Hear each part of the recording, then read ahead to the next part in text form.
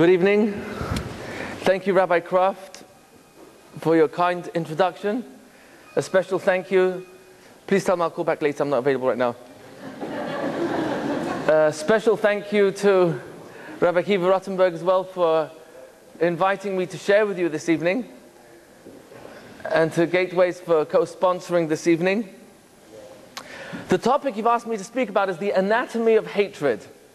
So I'm actually going to ask you to help me along over here. I know there's a larger audience, but help me. If we had to define the mechanics of hatred, put hatred oh, sorry. Is it? Okay.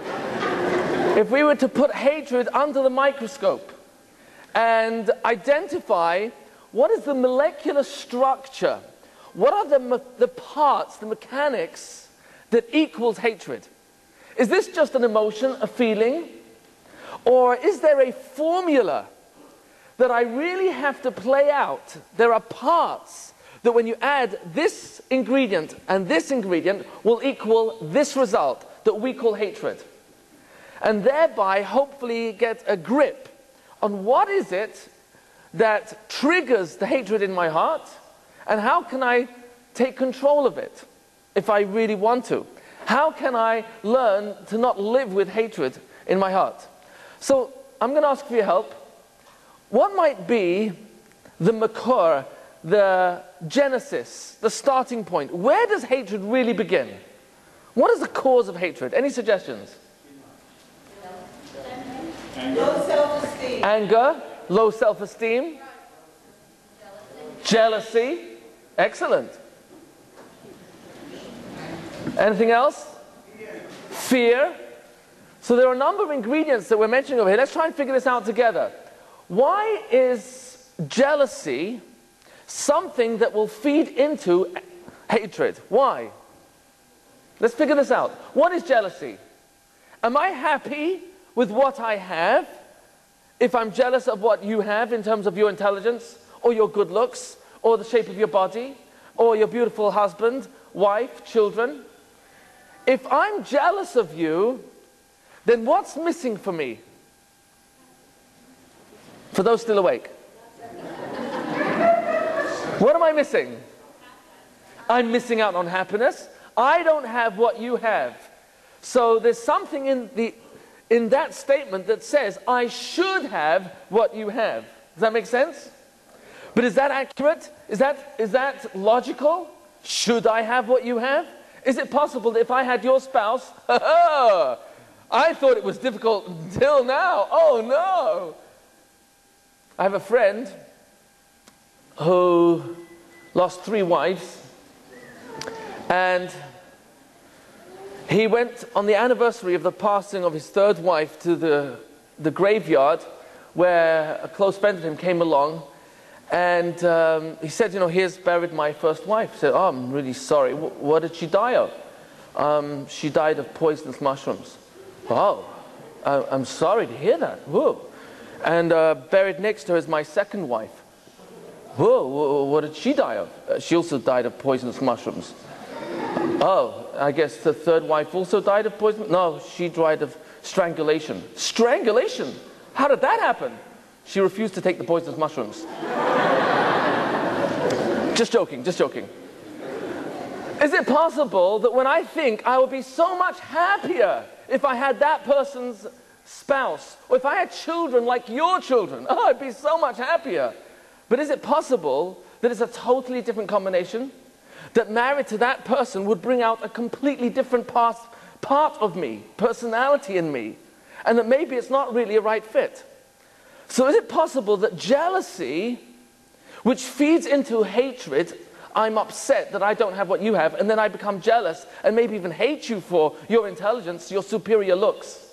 Is it possible that that jealousy is founded on the wrong predicate, the wrong assumption? That if I were to have what you have, I would be happier than I am now? Is it possible that that's a terrible mistake? And that the jealousy I allow to continue is feeding into the hatred, resentment, bitterness? One of you mentioned anger. Let's look at that for a moment. When I'm angry, why does that lead to hatred? Let's figure this out. What's wrong with being angry? I'm upset with you right now, and I'm getting upset. In fact, I'm really getting really upset with you. You have no idea. I gave you the best years of my life.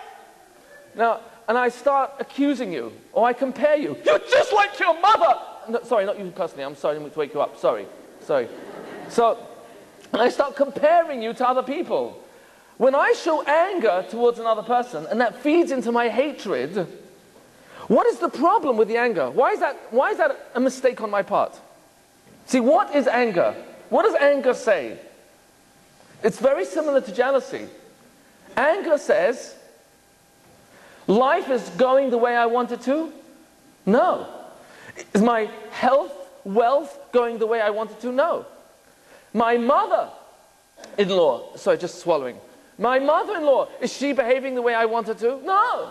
My father, my brother, my sister. Every time I am angry about someone or something, what am I really saying? That this is not going the way I want it to. So that builds up resentment, bitterness. Maybe anger will turn into hatred. So hatred has some interesting ingredients. Jealousy is one of them. Anger is another.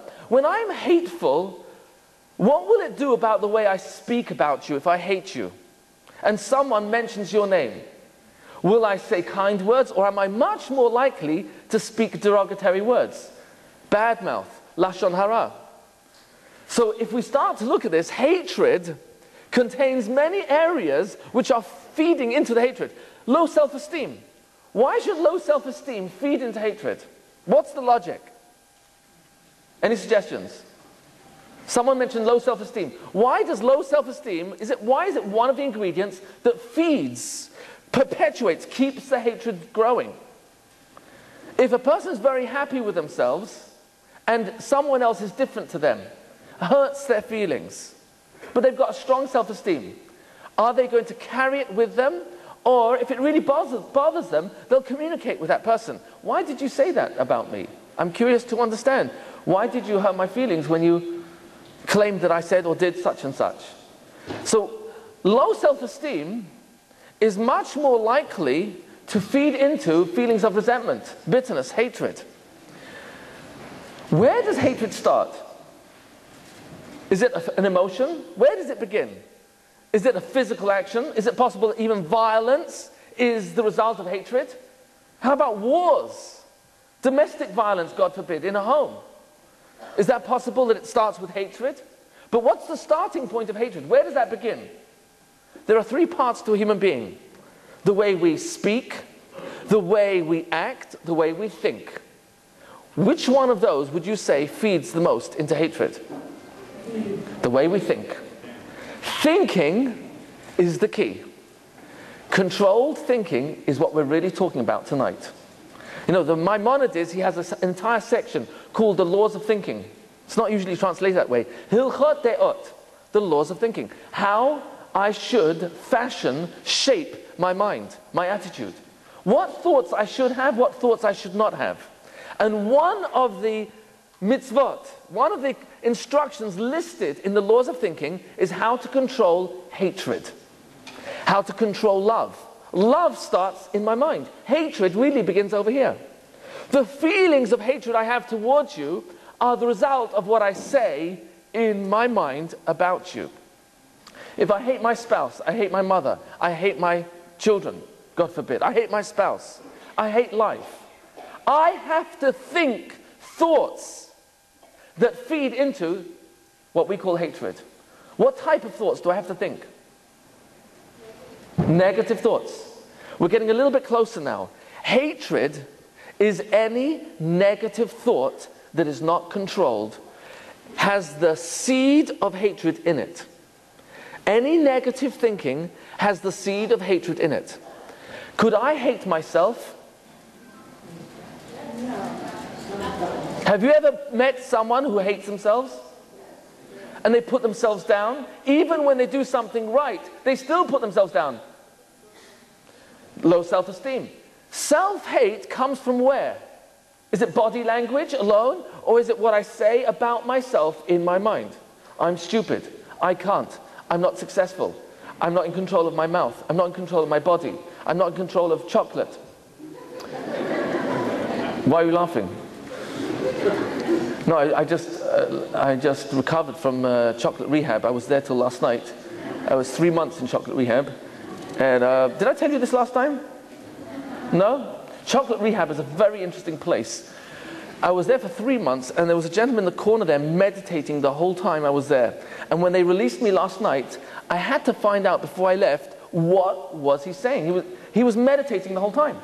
So I put my ear up right against his mouth, and this is what he was saying. God, if there's no chocolate in heaven, I'm not going.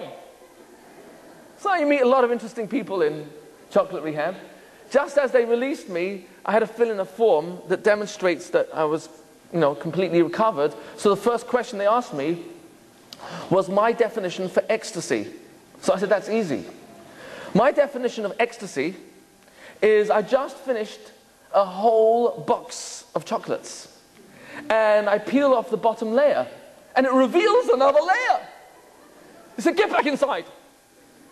Anyway, let's say I don't control myself when it comes to chocolate, and I finally make a commitment. That's it.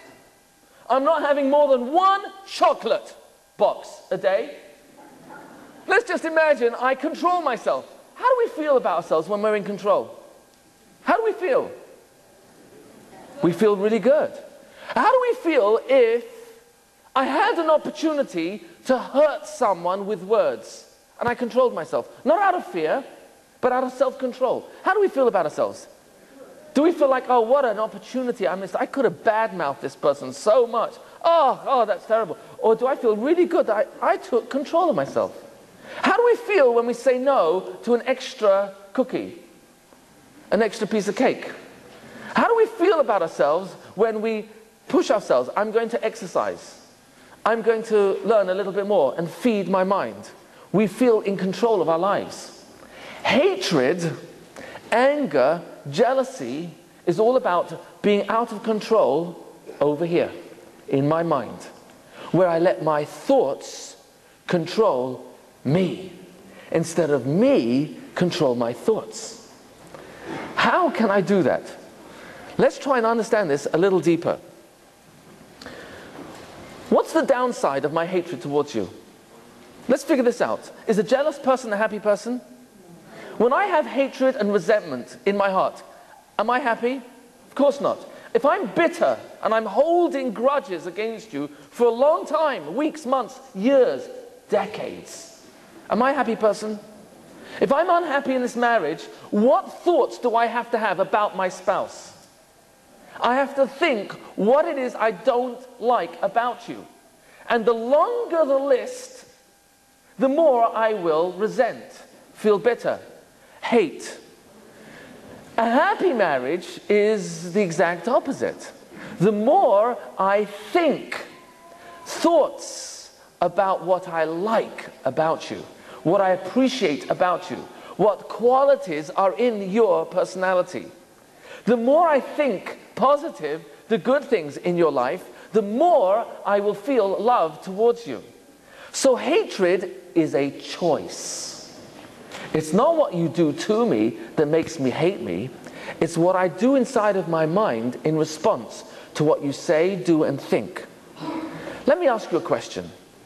How many of us know our child so well that we can be 100% accurate that every time we say a judgment about that child, it's completely correct? Do we have all the information we need to know to be absolutely certain that my impression of my spouse, my child, whoever it is I'm starting to feel ill feelings towards, do I have all the information I need to know to be absolutely certain that my thoughts about you are totally accurate? Or is it possible that I never know the full story?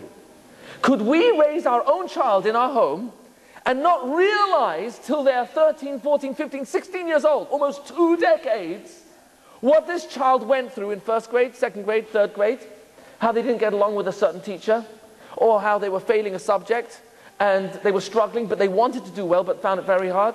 Is it possible I won't realize and learn who my child really is till 15 or 20 years later? True or false? Absolutely true. And this child is living in my home. What is hatred? The negative thoughts I have about anybody, including myself, especially myself and my spouse and my children. And what God wants me to do is take control of my thoughts and ask the following question. Do I really know you so well that when I think negative thoughts that feed my negative feelings of resentment, bitterness, hatred, can I be certain that my impression of you is totally accurate? Or is it possible that if I were to be compassionate, less judgmental, and ask you, what are you struggling with that you're failing in the subject? So Moshe comes home one day, Dad, Moshe, what's the matter? Dad, I failed math. Look, son, how many times I've told you, you've got to be positive in life. Dad, I'm positive I failed math. All right, son, what did you get? 24 out of 100? Yeah. What do I work so hard for? You got 24 out of 100, that's 8 levels below pathetic. Look, son, if you get a pass mark, like a 51, I'll be really happy and proud about you, son. You know what? Here's the problem. Am I asking an intelligent question by saying, son, just get 51. You know what? You'll make me so proud. Is that really true? Or is the problem that I don't ask, son, you got 24 out of 100. Let me ask you a simple question, son. Was that your best? Did you try hard? Oh, you did? Then you know what? I count that as an A. But let's figure out, if you're failing, do you want to do better? Of course, Dad, of course I do. So, son, how can we help you? What is it that you're struggling with? True story. Kid was missing from school for 3 weeks, had scarlet fever. When he comes back to school, the teacher went ahead in the curriculum with the rest of the class, and the kid was way behind and couldn't follow because all the units of math were dependent on what he learned the last 3 weeks. And the kid was stimulated or bored. Became a discipline problem. Eventually got kicked out of the class. Here's the problem. The child's behavior on the outside is not the reason for me to think negative about the kid. Unless I have asked a very simple question. What's behind the behavior? Why are you upset? Because if I just read the outside, I'm not learning what's going on inside the child's mind. And if I easily judge my child, my spouse, whoever it is, and I'm not compassionate, I'm not asking, what are you struggling with? What's difficult in your marriage? What's difficult with your teacher? What's difficult with this subject? Do you need a private tutor? Do you need help at home? Do you need to switch to a parallel class? Do you need to go into the resource room? There are so many ways I could deal with this, but instead, what do I count? Not the 24 that he did get, I count all the points that he didn't. True story. Lady comes up to me, 54 years old. And she told me that when she was 16, she came home very proud. She remembers exactly where she was sitting, where her father was sitting. He was sitting on the bench in front of the piano when she showed him her chemistry test. She got 99 out of 100. And guess what Dad said to his daughter? What happened to the one? What happened to that one that would have bridged 99 to 100? This girl was so devastated because she realized, you know what? She really has to get 100 to please Father. And she carried on trying. How hard do you think it is to consistently get 100 out of 100? That's extremely hard. She dropped out of high school. She comes to me, this is a few weeks ago in North New Jersey. She comes to me, and let me tell you, she says, I'm 54 years old. And my father, on his dying bed, I know that I disappointed him in life because I never went to university. So I had to have a healing conversation with him and tell him how I just could not live up to his expectation. And I reminded him of this story. And he remembered the story vividly. And he looks at me and said, I cannot believe you thought I was serious. I was only joking. Now let me ask you, this poor kid suffered! Not for years, decades, but it wasn't all those years she suffered alone. The ill feeling inside of her that she disappointed her father, never went to college, never graduated, and therefore felt she was not very intelligent. And all that was bechinam, for nothing. What wasted effort of resentment, bitterness, and anger that she carried with her all those years. And then Dad clarified in one sentence, but I never meant it. How could you take me seriously that I only cared about the one? But the poor darling daughter was his princess. She loved him so much. She did not want to hurt or disappoint him. She took him seriously. Is it possible that hatred is very simply inaccurate? Hatred is inaccurate. It means I've got the wrong picture about you. Hatred means I don't understand you. Hatred is from fear, jealousy. I just don't realize that if I were to know what you go through, I would not be judging you so quickly. I'll never forget a story told by Miriam Adahan, where she had a lady come to her and tell her, I was online in the checkout counter in a grocery store in Israel. And it happened to be the lady at the counter, the cashier, she was very curt, short, and didn't treat me very well. So I got upset with the cashier, and instead of her apologizing, the cashier got even more abrupt. So she decided to go to the back of the store and complain to the manager about his cashier. And she did. She tells the cashier, she tells the manager, your cashier doesn't know how to give customer service. Very abrupt. And you know what the manager said to her? I think you should know that this lady just yesterday returned to work from sitting Shiva for 7 days. Her 17-year-old son died in a helicopter collision in the Israeli army. Let me ask you, do you think this changed her feelings towards this woman? Do you think she stayed with her judgment? Or the judgment of, I'm your customer, I'm bringing you your parnasah, I'm giving you your livelihood. This is how you talk to a customer? Is that how she continued? Or do you think the judgment she had for her was completely switched to compassion, love? Her heart went out to this woman and she hugged her. Is it possible that hatred is always the wrong picture? Comes along our sages and tell us, why was the first temple destroyed? What was the reason? Why was the first temple destroyed? Gilu Arayut, adultery. Number 2, Avodah Zarah, idol worship. Number 3, Shfichut Damim, taking other people's lives, murder. All these are thoughts, words, or actions. They're all actions. And how many years did it take for the temple to be rebuilt? 70 years. So the Jewish people corrected the mistake that caused the destruction, and it took 70 years. Why was the second temple destroyed? Sinat Hinam, which translates very simply as Sinah, hatred, Hinam, for nothing. Hatred for nothing. Hatred does not exist. It's a lie. It's an inaccuracy. When I hate another Jew, when I hate another person because of my thoughts, these are the thoughts I'm entertaining. Do I really know everything about you? How many times I would go into a therapy session and learn, oh, that's what you suffered when your parents raised you. And now I understand my spouse. Let me ask you honestly, how many families are truly functional?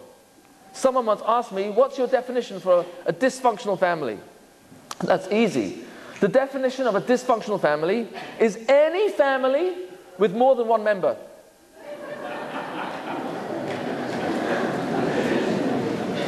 Is it possible that if I were to know what my child is struggling with, the difficulties my spouse has in conquering jealousy, if only I knew how when she was raised in her home, that her parents favored her against her older sister. And her older sister was a really terrible witch in her behavior towards my wife.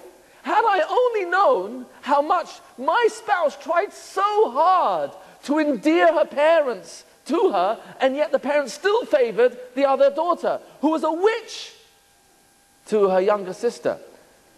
Is it possible that if I were to understand where this person is coming from, that instead of reacting, having negative thoughts and then feelings towards them, instead of judging, I would be compassionate, loving. Sinat Chinam destroyed the Second Temple. How long did it take till it was rebuilt? Still not rebuilt. What does that mean? The problem that caused the destruction still exists. And where does the problem start?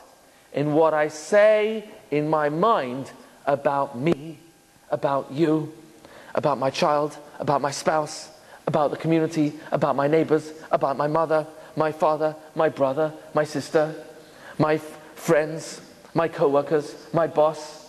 Did we cover everybody? Miss anyone out? What I say about you in my mind is everything. And if I'm not aware about what I say about you, that's where I need to start taking care of anger, resentment, bitterness, jealousy. Let me share with you how the world we're living in today feeds anger, resentment, jealousy, and hatred. Let me share with you where it feeds into it. In the world of the media, television, what does TV stand for? Do you know? Ask an Ashkenazi, you know what TV stands for? Time wasted. In the world of the media, commercials, advertising, what are they selling? Are they selling reality? Are they selling intrinsic virtues, intrinsic values of what a human being truly is? Or are they selling jealousy? Think about it. Think about it. What is the message in every single commercial? You can't possibly be satisfied, happy until you have this product. And then when you eat, drink, drive, vacate, when you wear this label, when you're this shape, when you do this exercise program, when you're on this diet, then you will be happy. And therefore, if I see someone who's got that, how should I feel towards them? Oh, you've got that and I haven't. Look at your shape. Ooh. Look at the label. Look what you can afford. Look at your zip code. Ooh.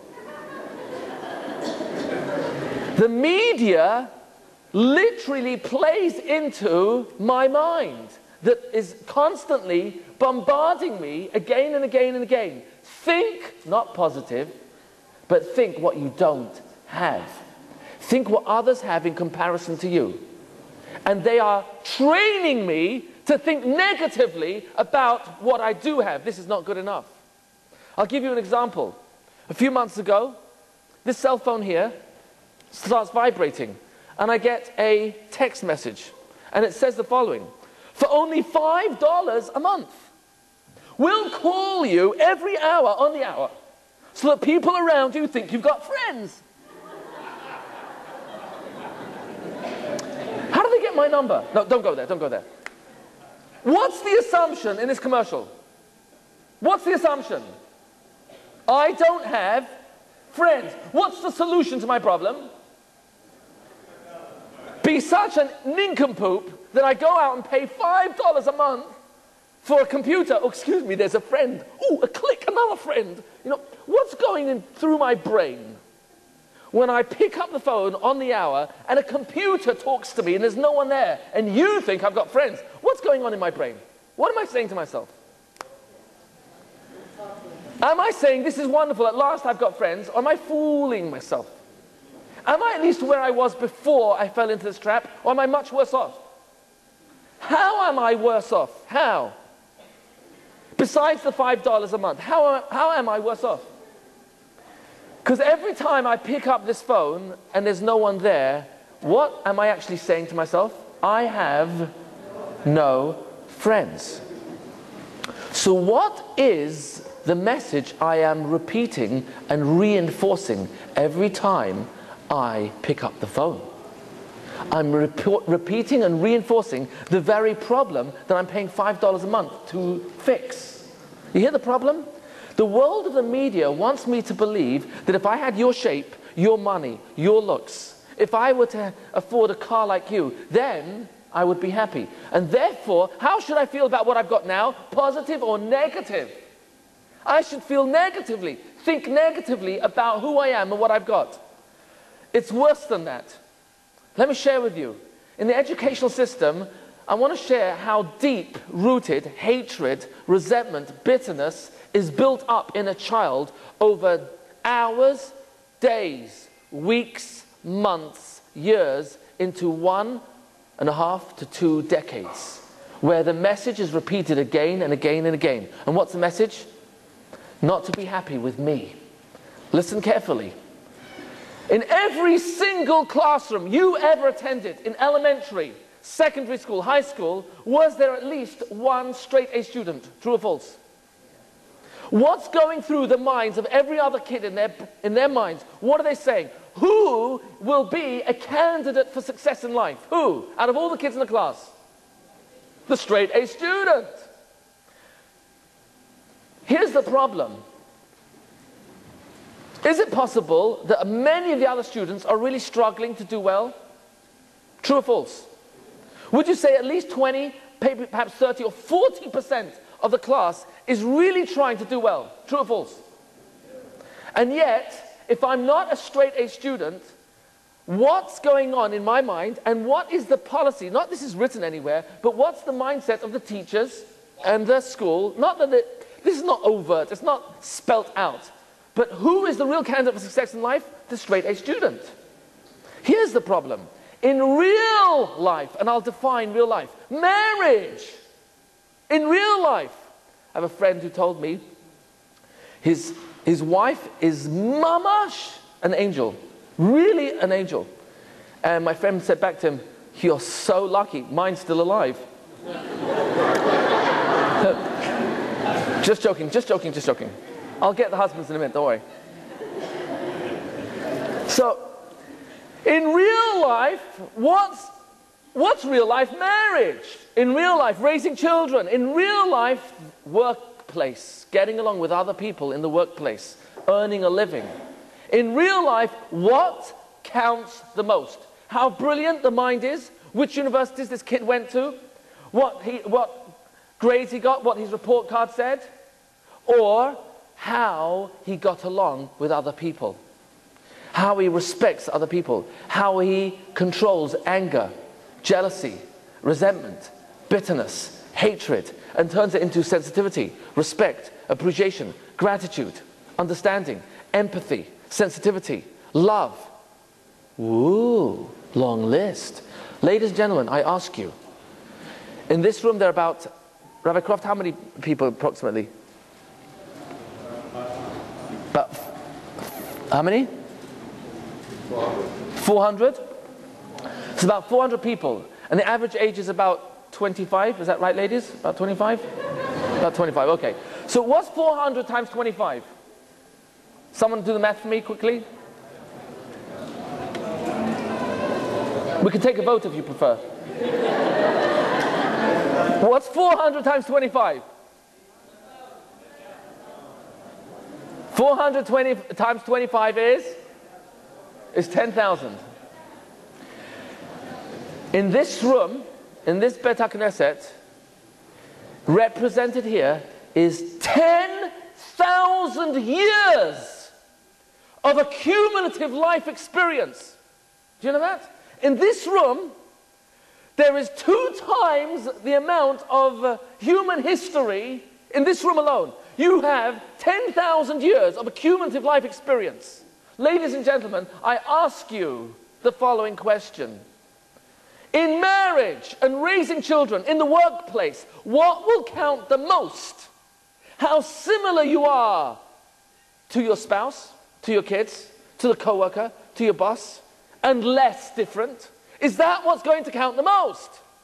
Or how well you get along with the differences?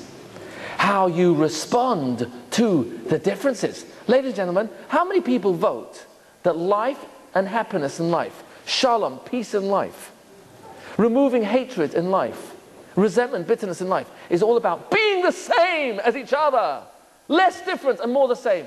How many people would vote for that? 0. You have 10,000 years of cumulative life experience. And who votes? It's number 2. Life is about how well we get along with the differences. How we respond to differences. Will I get angry with you when you talk to me about you're just like your mother? Will I get angry with you when you blame me? You know what? This kid is your fault. Will I get angry with you when you tell me the reason our finances are in the bits is you and your crazy ideas of how to make money? When you put me down, how do I respond? Do I pull out my list of your crimes against me? I might have a longer and better memory than you do. And now we're really in trouble. How will I respond to differences? With sarcasm, sharp words, put downs? Will I make comparisons? Will I insult? Will I hurt you? Hatred is what I say in my mind about you.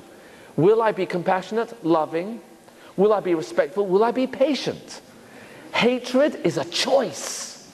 It's not what people say or do that makes me hate you. It's what I tell myself about you that will decide whether I'll love or not love you.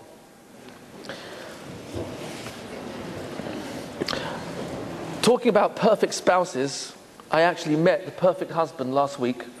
I play soccer on Wednesday nights, and in the locker room, the cell phone goes off, so one of the guys picks it up. Hello? Oh, darling, I'm so glad you picked up. Look, I'm in the mall. Oh, I saw this gorgeous leather jacket, and it's in sale for $1,000. What do you say?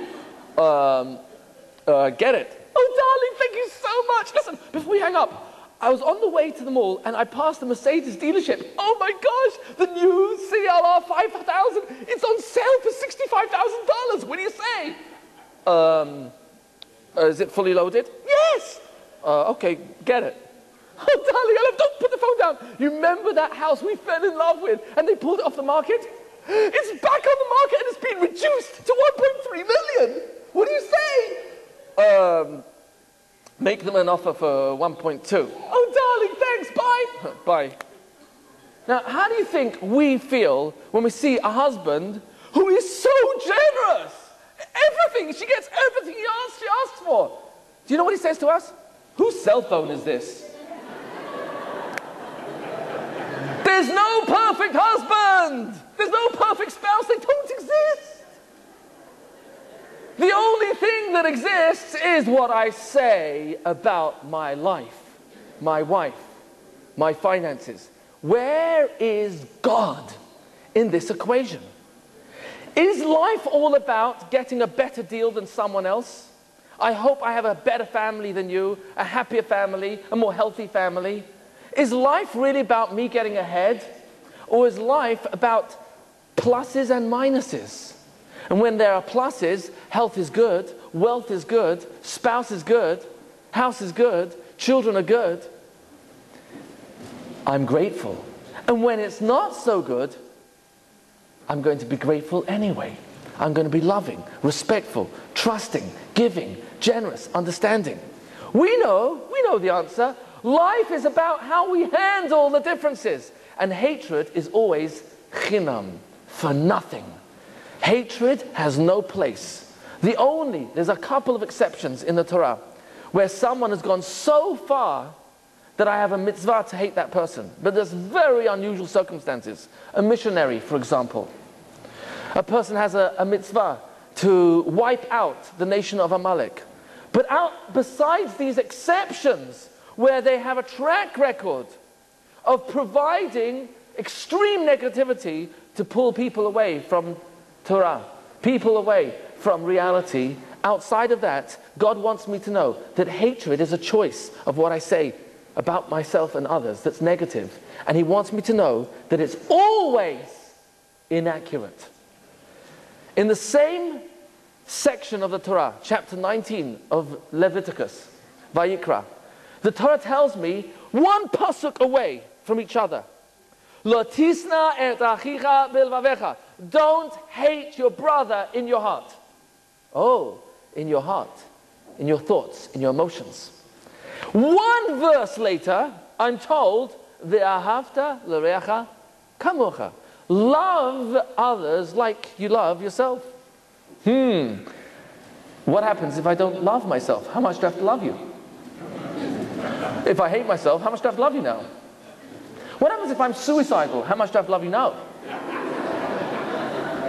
I once knew a guy, comes out the 26th story of a skyscraper, and outside the elevator, there's a rope tied to the door next to the elevator, and it goes all the way to the end of the corridor. And there's a man at the end of the corridor tying the rope around his waist, and he starts to hang himself out the window. So my friend goes up to him and says, excuse me, what are you doing? He says, man, I'm trying to commit suicide. You know what, look, I don't want to interfere with your free will, but let me give you an education. You're supposed to put the rope around your neck. So he said, I tried that, but I couldn't breathe. You know, suicide is a very serious crime. And yet, if I take the Torah literally, love your neighbor as you love yourself. If I am, God forbid, suicidal, I'm allowed to kill you in the name of the Torah.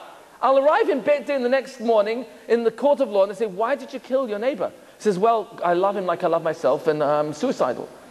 It's not going to work. So what does the Torah mean?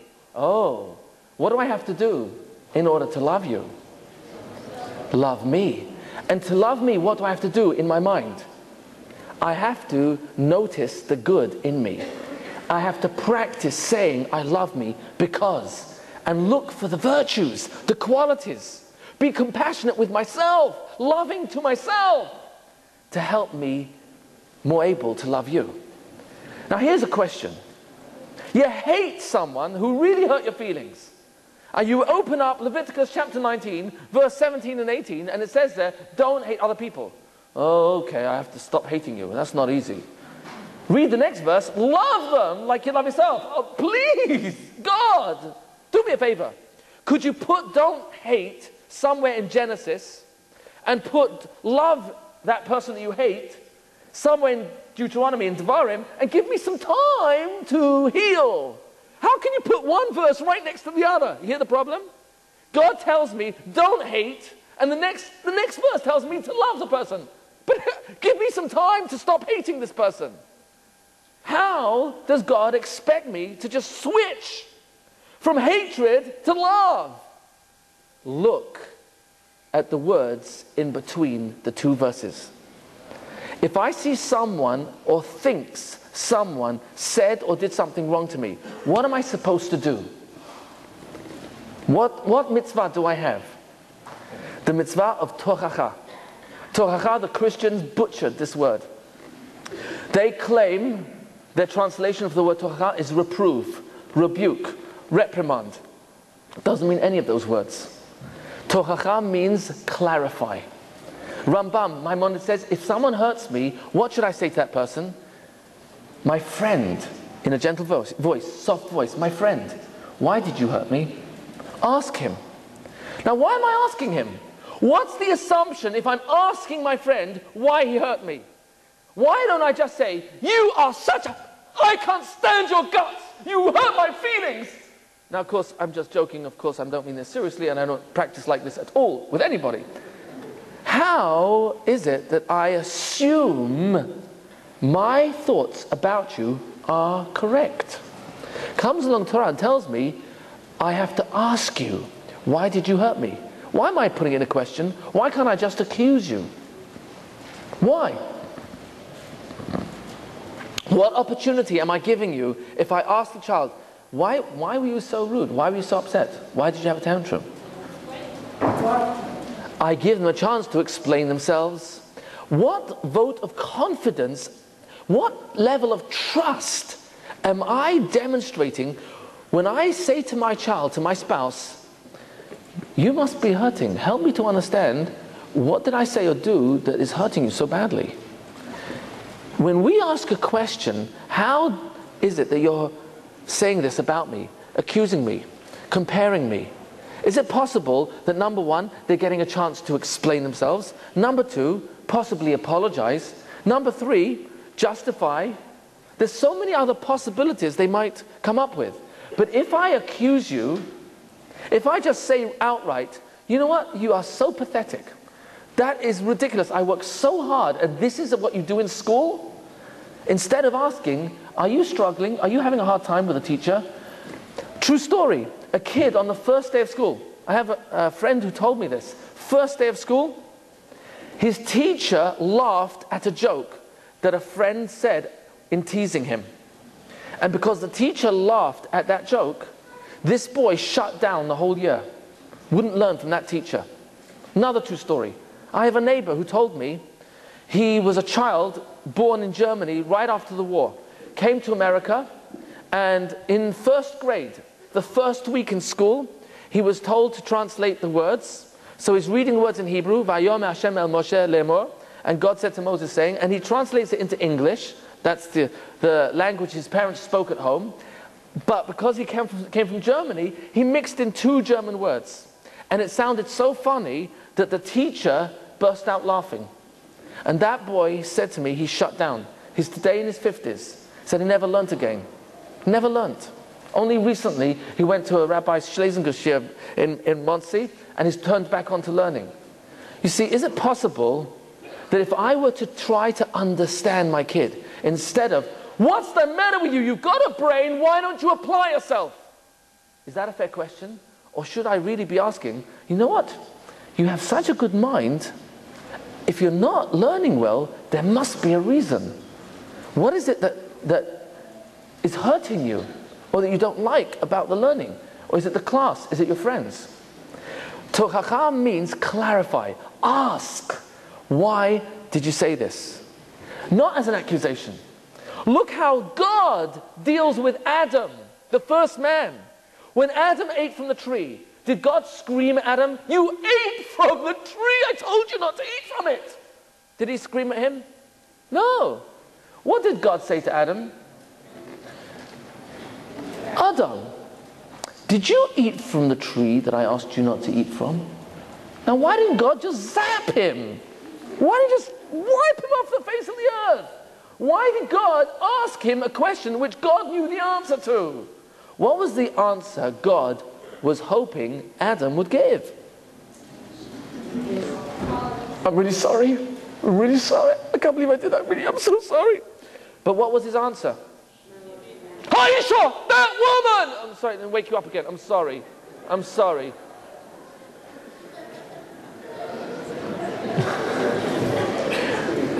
You remind me, a few months ago I was in South New Jersey, and I was in an old people's home, and the average age in the audience was 107.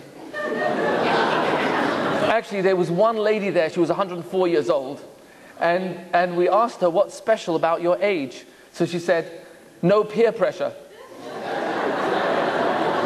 So they wired me up to this very sensitive microphone, because some of the people were hard of hearing, and my voice was going around the whole auditorium, and there was a gentleman in the front row who was snoring away, was fast asleep, and it was so sensitive that it was picking up the snore going around the whole auditorium. So I said to the guy next to him, give him a nudge and wake him up. He says, Rabbi, you got him to sleep, you wake him up. Anyway, so Adam, instead of admitting his mistake, blames Ha'isha, that woman. Who's he blaming? Asher natata imadi, that you gifted to stand by me. Ooh. Who is Adam blaming? He's blaming God. So how does God deal with Adam? What does he say to him? I'll deal with you later. And he turns to Eve. Now, God doesn't scream at Eve and say, why did you eat from you? I told you not to eat from the tree. You know what he says to her? Eve, why did you eat from the tree? Now, he knew the reason, but what was he hoping she would say? I'm sorry. I can't believe it. I'm so sorry. Please forgive me. I'll never do it again. Now, what was her answer? That snake! Hishiani persuaded me. Have you ever wondered why God did not ask the snake? The snake had no legs to stand on. Didn't have a leg to stand on. So God is inviting Adam to admit his mistake. He's inviting Eve to admit her mistake. What's the purpose of God creating different parents, different spouses, difficult siblings, different community, different neighbors, different co-workers, boss, everyone I encounter is difficult and different. Why? Because God is testing my thoughts. What will I say back? God wants me to love you, but how will I love you? If I'm hurt by you, he wants me to ask you so that you have a chance to either apologize or explain. Because is it possible I don't have all the information? And if I don't have all the information, to be absolutely certain that my hateful, resentful, bitter thoughts and feelings I have towards you are accurate, if I don't have all the information, what should I do? Ask. Find out. Comes along the Torah and tells me another mitzvah in the same chapter. B'tzedek tishbot amitecha. If I see you do something wrong, and there's any possibility that what I see with my eyes, and I'm certain that what you did was wrong, if there's any possibility of giving it an interpretation, an explanation that explains why you did the wrong thing. Which interpretation does the Torah obligate me to select? To be certain that I'm right, that you did that wrong thing and you are wrong for doing it? Or if there's any possible explanation, I have to select that explanation that puts you in a good light, favorable judgment. Which of the two does the Torah require of me? Number 2. B'tzedek tishbot amitecha. Righteously judge your people. This is not just to judges. This is me, because I'm judging you all the time. I'll never forget an amazing story. Rabbi Shimon Schwab, the leader of the congregation of the German Jews in Washington Heights. He used to be the Rav of Baltimore many years ago. And on one occasion, he was on a bus from Baltimore to New York, and it broke down on the highway about 2 o'clock in the morning. And all the passengers had to descend, and it was a few hundred yards to a cafe where they all went inside to the rest area, and he was shocked. There, he sees one of his congregants from his kehillah. He's the rabbi of the congregation, and he sees one of his members eating a ham sandwich without a yarmulke. And he says to himself, I can't believe it. This man keeps Shabbat. I know him for many years. How can he not be keeping kosher? So he says to himself, I have a mitzvah that if I see someone do something wrong, I should correct them. How am I supposed to correct them? Ask them why they're doing that. But then he said to himself, but the same verse, and it's all in those same verses, chapter 19, verse 17 and 18. If I correct you by asking you why you're doing something wrong, and I do it with anger, or I do it in a way that embarrasses you, am I allowed to correct you? No. So he said to himself, wait a minute, I have a mitzvah. I'm the rabbi of the shul. I have a mitzvah to correct him. But he'll get so embarrassed, he might choke on the sandwich. So he said, what should I do? Then he remembered the mitzvah that if there's any explanation that puts someone in a favorable light, I have to choose that explanation over my judgment. And so he decided, I don't know what the reason is, but I know this man for many years, so I'm going to assume he's actually doing the right thing for some odd reason. And he left the cafeteria so that his congregant would not see him and be embarrassed. Next Shabbat, Rabbi Schwab is going to the hospital in Washington Heights where he would do bi-weekly visits of Bikur Cholim, those who are ill. And he sees on the charts there, this man is in one of the wards. And he discovers that this man has a serious problem. And what's that problem? He has a hole in his liver. And he's been instructed that if he ever has an urge to eat, he must grab the first food that he sees, even if it's not kosher. He must eat immediately. It's life and death. Here's an interesting example of someone that he knew for years. And how is he going to explain to himself in his mind that this person is doing something that's okay? Is it possible that if I have more information that will broaden my perspective, I will change my judgment to compassion. Another true story. The Chafetz Chaim, the saintly great Rabbi Yisrael Kagan, was once in a tavern where he saw a clandestine Jew. What was a clandestine Jew? This was a Jew who at the age of 12 was kidnapped by the Russian army and kept in the army for 25 years. And this Russian Jew came from a religious family, no longer religious. That was part of the plan of the Tsarist Russian army. And the Chafetz Chaim saw that this Jew, eating in this tavern where other Jews were eating, ate without a blessing. So he got up to go over to this young soldier and to teach him the importance of saying a blessing. And just as he's about to go, his Talmud, his student says, "Rabbi, I think you should know that that man is a clandestine Jew. He was in the army for 25 years. So the Chafetz Chaim said, "I'm very happy you told me that." So he goes over and sits next to this Russian soldier, Jewish soldier. And instead of correcting him about why didn't you make a blessing on food, do you know what he said? "How is it that after so many years in the Tsarist army, you still eat kosher?" Listen to the switch. A moment ago, he was going to clarify the importance of saying a blessing. And all of a sudden, that's not important. Because if I know where you're coming from, if I have a bigger picture, and I change my judgment to compassion, understanding, sensitivity, empathy, it's a totally different relationship. How do you think the soldier felt, having the saintly sage speak to him this way? You're admiring me. You're understanding what I've been through. And you're not judging me. That is what sinner is. Sinner is the wrong judgment. It's chinam. It has no meaning because I don't have the full picture. I will close. There's much more to be said on this important subject, but what we've summarized is hatred is a choice of what I say to myself in my mind about myself and other people. And God wants me to change that choice. Ask yourselves, who's happy in life? Who are the people that are most happy in life? The ones that carry their grudges, anger, resentment, bitterness, jealousies, hurt feelings towards those who've hurt them in their lives?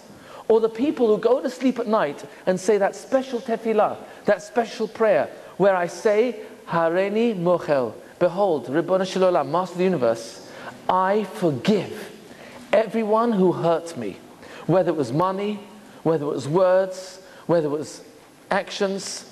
Why? This person doesn't deserve my forgiveness. Why am I forgiving them? Who truly benefits from my forgiving you? Am I letting you off the hook?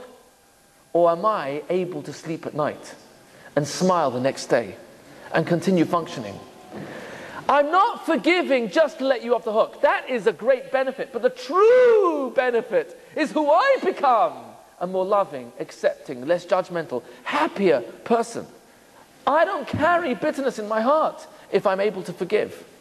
Hatred, claims our sages, sinah is one of the items, motziin.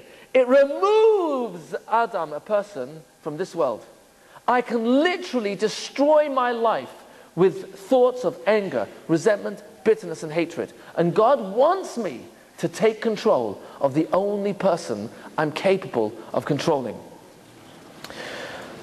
There are 3 rings in life. There is engagement ring, the marriage ring, and suffering. The purpose of difficult people and different people is not for me to suffer you. The purpose is for me to become a more loving me. And it's not just about being nice to you, even if I don't think you deserve it. It's about me being able to sleep at night, me being able to be happy, me being able to function. And guess what? How many times in our lives do we wake up 20 years later and realize what our kids went through and say to ourselves, oh, I wish I had read the writing on the wall? How many times do we wake up 30 years later and realize oh my gosh, I was always judging my parents, and now I see raising kids is not so easy. And I think differently about how my parents were challenged by me. God wants me to save myself all that suffering by recognizing that my hatred is not accurate, it's not real. Life is about appreciation. I will close, and I truly mean it. Sandra turned up to shul last week. I hadn't seen her in a long time. I said, Sandra, I haven't seen you for a while. Is everything okay? No, Rabbi, things are not okay. I said, well, what happened? My husband died. Your husband died? I'm so sorry. I had no idea. Were you there when it happened? Of course I was there. I didn't know. Did he have any parting words? Of course he did. What did he say? His last words to me were, Sandra, put down the gun. I could spend my life in bitterness and anger and resentment. Life is about appreciation, controlling my thoughts. And in that zechut, in that merit, may we be worthy of seeing the rebuilding of the Bet HaMikdash in our times. Thank you. Amen. Thank you, Rabbi.